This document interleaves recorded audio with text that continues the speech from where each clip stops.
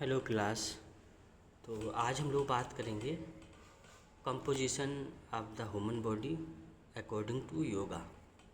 योग के अनुसार मानव शरीर की संरचना।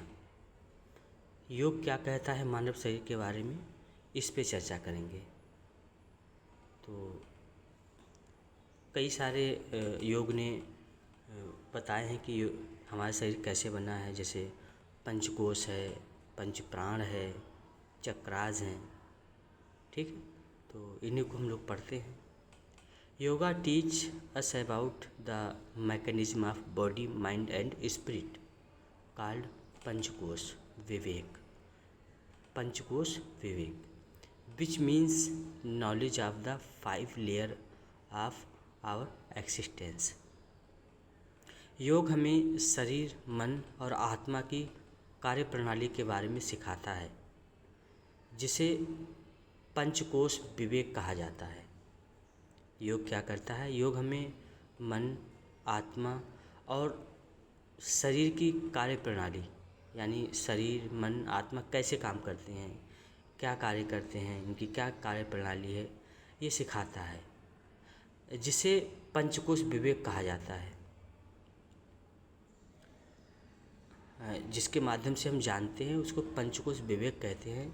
इसका अर्थ है हमारे अस्तित्व की 5 परतों का ज्ञान, यानी हम कैसे अस्तित्व में आए, कैसे हमारा निर्माण हुआ, कैसे बने हम।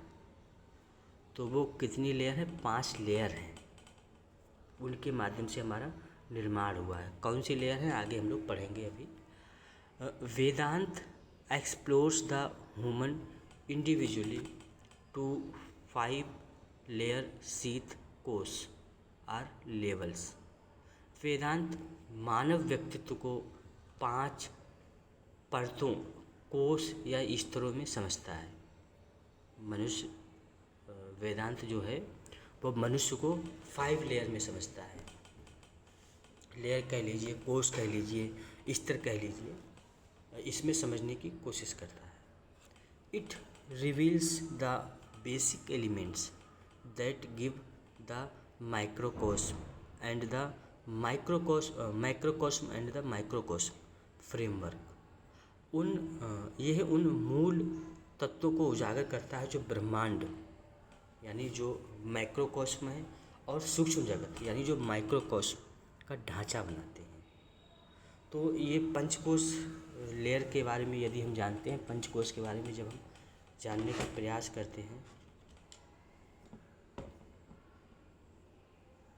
पंचकोश को जानने का यदि प्रयास करते हैं, तो इसमें हमको क्या पता चलता है? इन तत्वों को जान के हमको क्या पता चलता है? हमको ब्रह्मांड के माइक्रोकोस्म, यानी ब्रह्मांड क्या है? बड़ा है ना। और हमको सूक्ष्म जगत यानी माइक्रोकोस्म, इनका ढांचा पता चलता है, फ्रेमवर्क पता चलता है।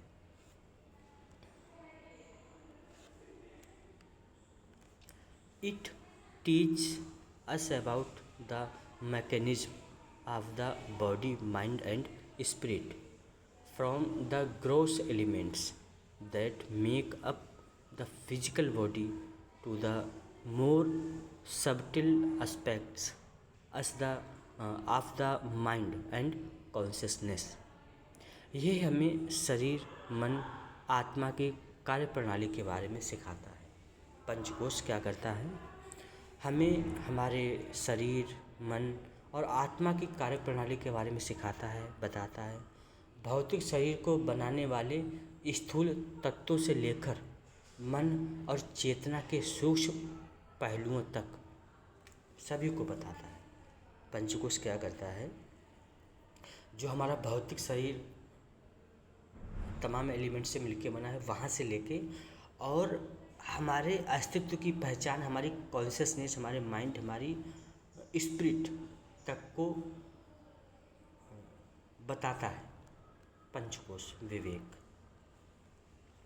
It identify each element, teach us its function and show us the relationship of all the elements with each other. यह हर तत्व की पहचान करता है, उसके कार्यों को समझाता है और सभी तत्वों के आपसी संबंध को दिखाता है। सारे जो भी तत्व हैं, जो भी लेयर हैं, उनको समझता है। जिन तत्वों से मिलकर शरीर बना है उनको समझता है, उनको पहचानता है, उनकी पहचान करता है, उसके कार्य को समझता है और उन्हीं सभी तत्वों के आपसी संबंध क्या है इनको भी बताता है। पंचकोश विवेक।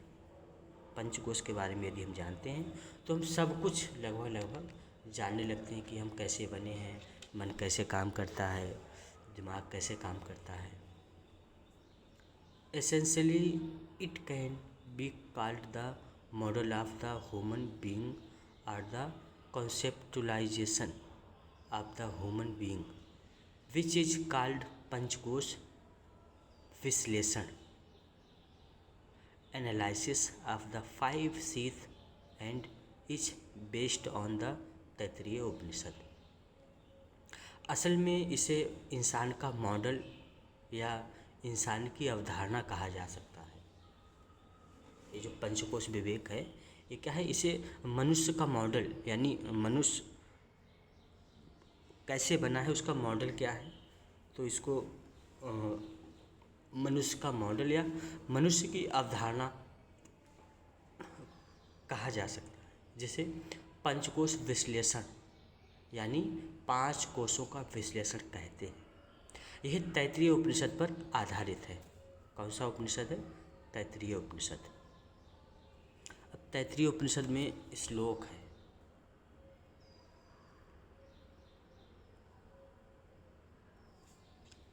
अन्नम प्राणो मनो बुद्धिर आनंदश्चेति पंचते कोशास्तैरावृतः स्वात्मा विस्मृत्य संसृति व्रजेत। तो क्या बताया है कि इंग्लिश में भी वही श्लोक लिखा है, अन्नम प्राणम मनः बुद्धि आनंदः इति पंचहते कोशः ते आवृत्ति स्मृत्व विस्मृत्य समृद्धा व्यजत वजत।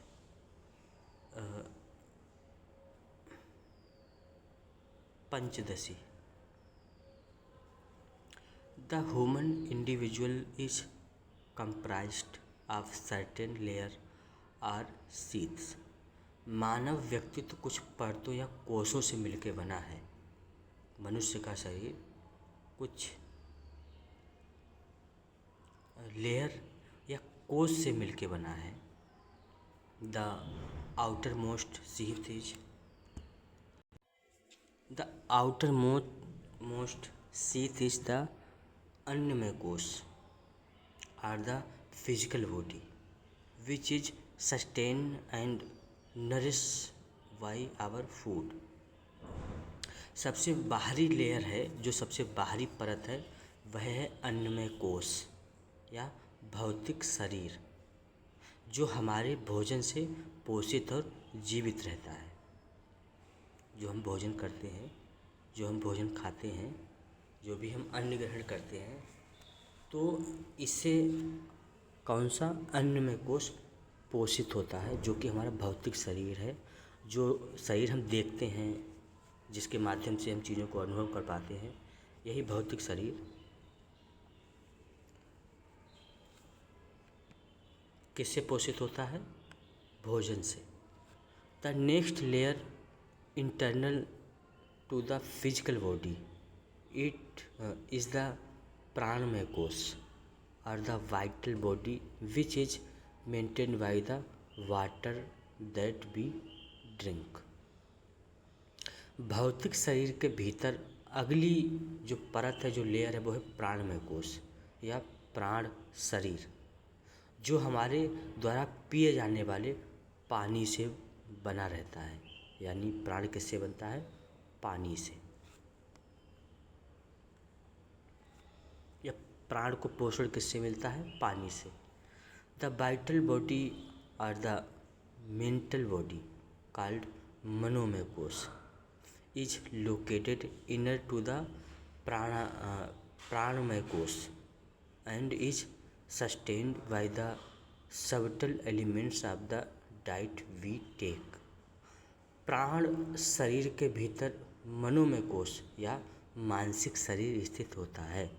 तो सबसे बाहर कौन सा है? अन्नमय, उसके अंदर प्राणमय, उसके अंदर मनोमय कोश होता है। मतलब ये और सूक्ष्म होता चला जाता है, जो हमारे आहार के सूक्ष्म तत्वों से पोषित होता है।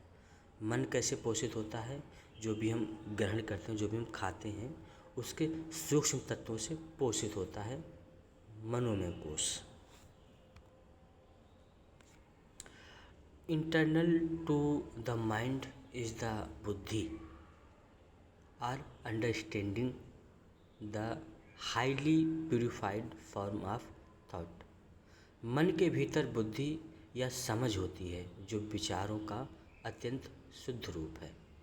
मन के भीतर बुद्धि समझ है, जो विचारों का, हमारे विचार जो है उनका अत्यंत शुद्ध रूप है।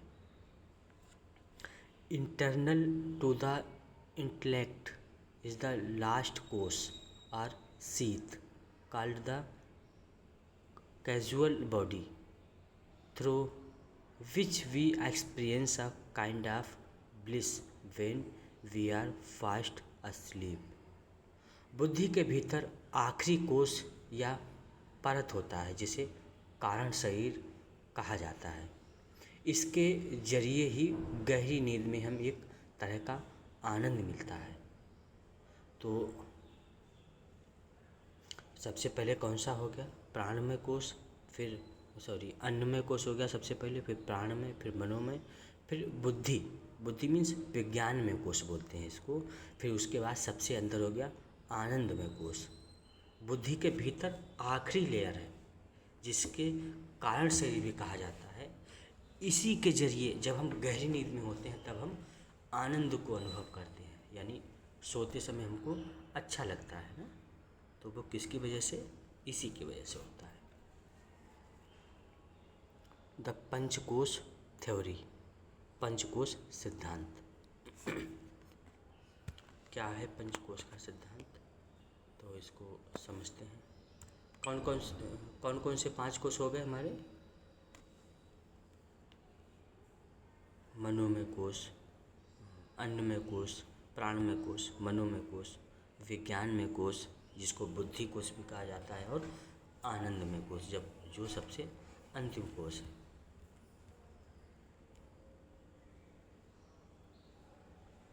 तो सबसे पहले पढ़ते हैं अन्नमय कोश।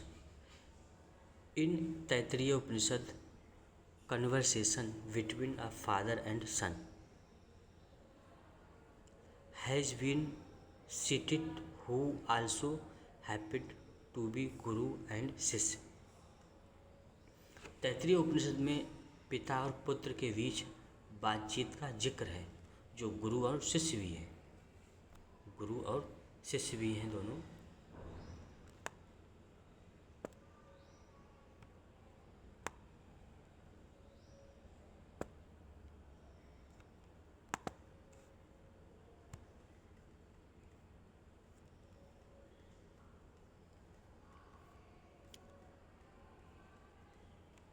तो ये पुत्र भी हैं, पिता पुत्र भी हैं, और गुरु शिष्य भी हैं। The son Bhrigu ask the father Varun to tell him about the most fundamental element of this universe from which all creation has come. पुत्र भृगु अपने पिता वरुण से, यानी भृगु क्या है? पुत्र है। उनके पिता कौन है? वरुण है। उन्होंने अपने पिता से पूछा, पिता अपने वरुण से पूछा कि इस ब्रह्मांड के सबसे बुनियादी तत्व के बारे में बताने को, मतलब सबसे बुनियादी तत्व कौन सा है उसके बारे में बताइए, जिससे ये सारी सृष्टि बनी है, सबसे बुनियादी तत्व कौन सा है, उस तत्व के बारे में बताइए जिससे ये मिलके सारी सृष्टि बनी है। ऐसा कौन कहता है? ऐसा कहते हैं भृगु अपने पिता से। The father lead him through hints to perform tapas, internal research, to find an experimental answer to the question. पिता उसे इशारों इशारों में तपस्या करने के लिए यानी आंतरिक खोज करने के लिए प्रेरित करते हैं।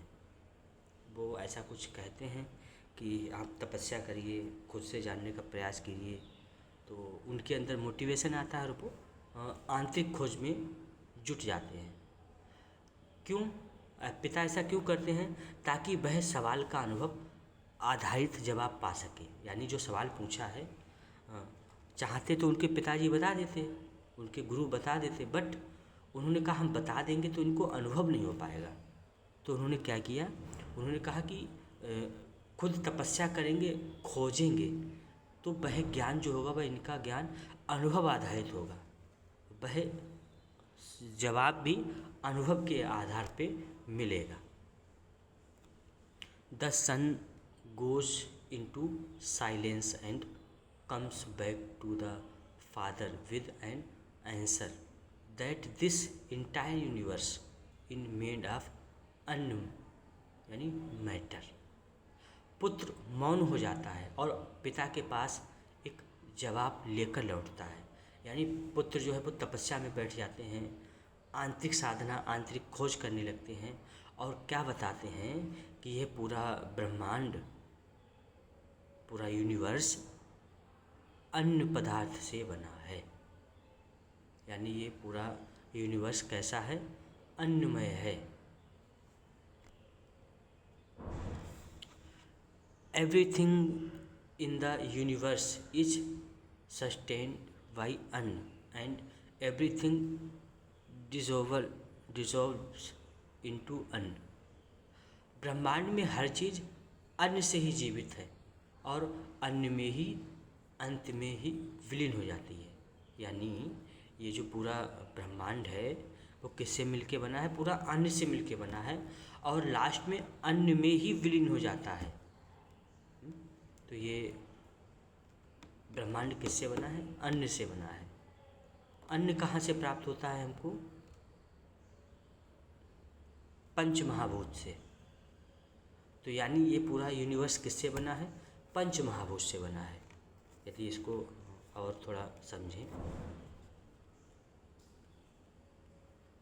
Father is pleased that his son has arrived at one common principle of the external universe. पिता खुश होते हैं कि उनका पुत्र बाहरी ब्रह्मांड के एक सामान्य सिद्धांत तक पहुंच गया है। यानी उनके बेटे ने एक खोज कर ली है, एक नॉर्मल सिद्धांत खोज लिया है जो कि बाहरी दुनिया के बारे में, बाहरी ब्रह्मांड के बारे में बताता है। This matter anna based aspect of our physical personality is called Annamaya कोश।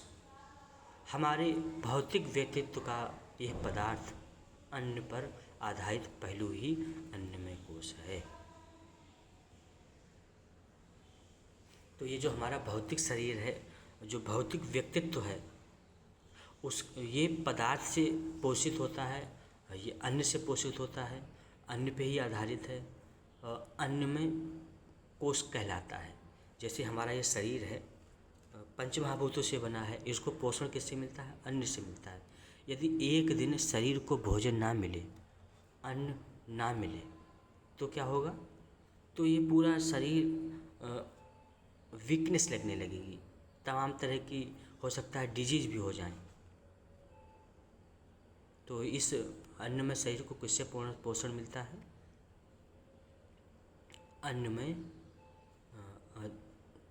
पंच महाभूतों से जो उत्पन्न अन्न होता है उससे। Annamaya kosha consist of 5 element, Panchabhutas, namely earth, water, earth prithvi, water jal, fire agni, तेजस्वी कहते हैं, wind vayu and space akash. It is nourish by the gross food that we consume. Annamaya kosha 5 तत्वों से मिलके बना है। अन्नमय कोश 5 तत्वों से मिलके बना है। इसे हम उस ठोस भोजन से पोषण मिलता है जिसे हम खाते हैं। तो जो अन्नमय कोश 5 तत्व कौन कौन से हैं? आकाश, वायु, अग्नि, जल, पृथ्वी।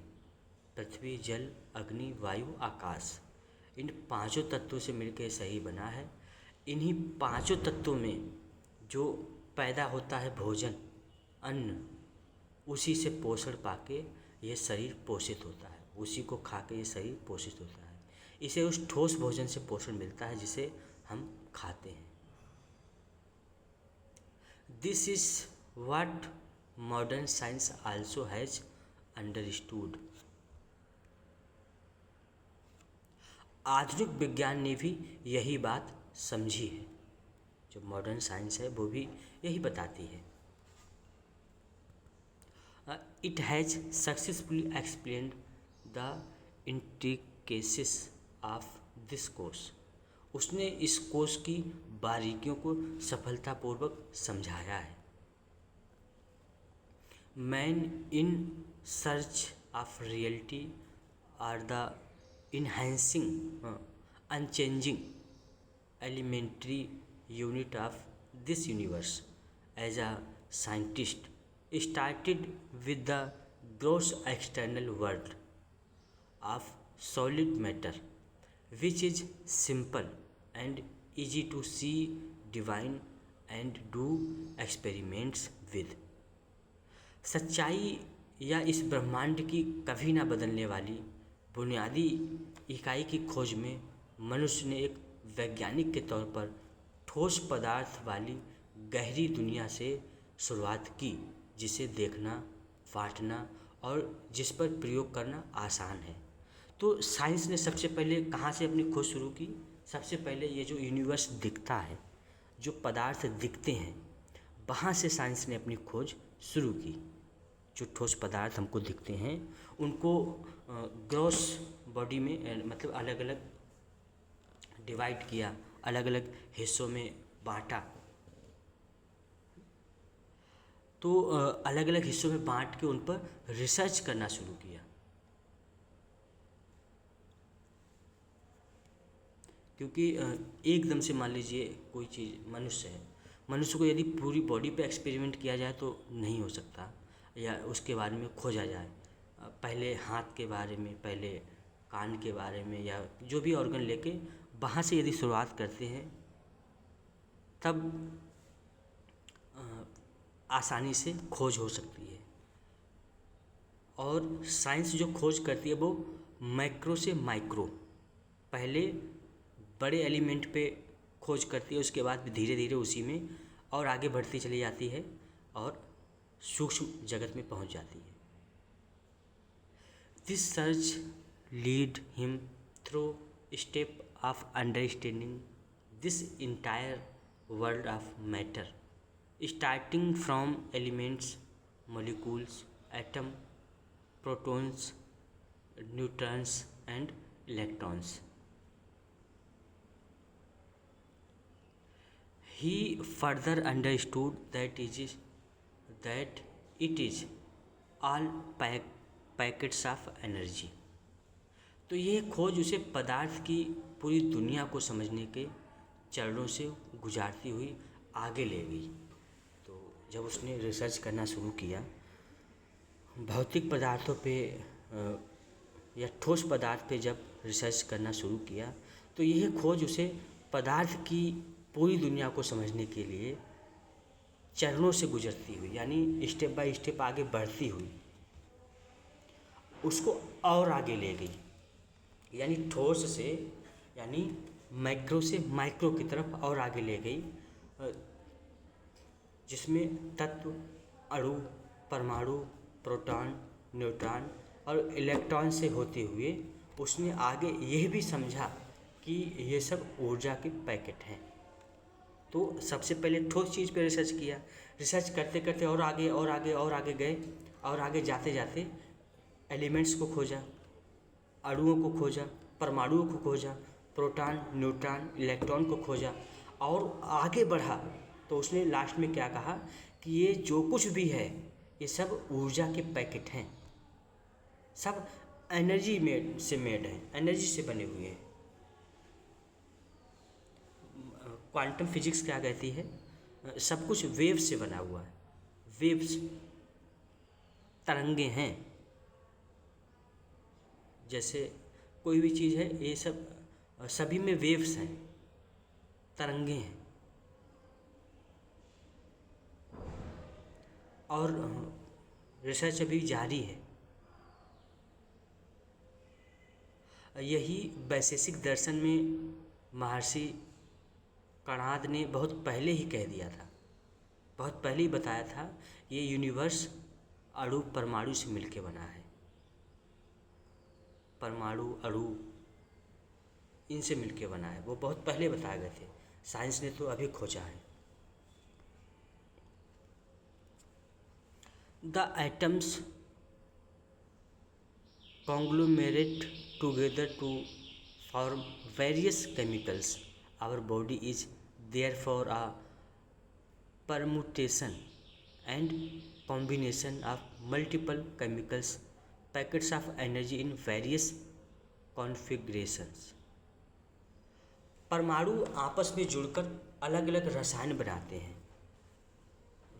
बहुत सारे परमाणु मिलके अलग अलग रसायन बनाते हैं। इसलिए हमारा शरीर कई रसायनों यानी अलग अलग तरह से व्यवस्थित ऊर्जा के पैकेट का मिश्रण, संयोजन है। हमारा शरीर क्या है? हमारा शरीर अलग अलग तरह की रसायन से मिलके बना है। परमाणु, बहुत सारे परमाणु मिलके अलग अलग तरह के रसायन बनाते हैं। वो अलग अलग तरह के रसायन आपस में मिलके जुड़ के व्यवस्थित होके ऊर्जा के पैकेट्स बनाते हैं, और इन्हीं से मिलके, इन्हीं के संयोजन से मिलके पूरा शरीर बना हुआ है।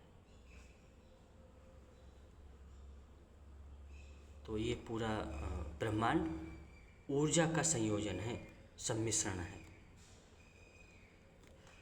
They join together to form molecules, cell, tissue, organ etcetera. वे आपस में जुड़कर अणु, कोशिकाएं, ऊतक, अंग आदि बनाते हैं।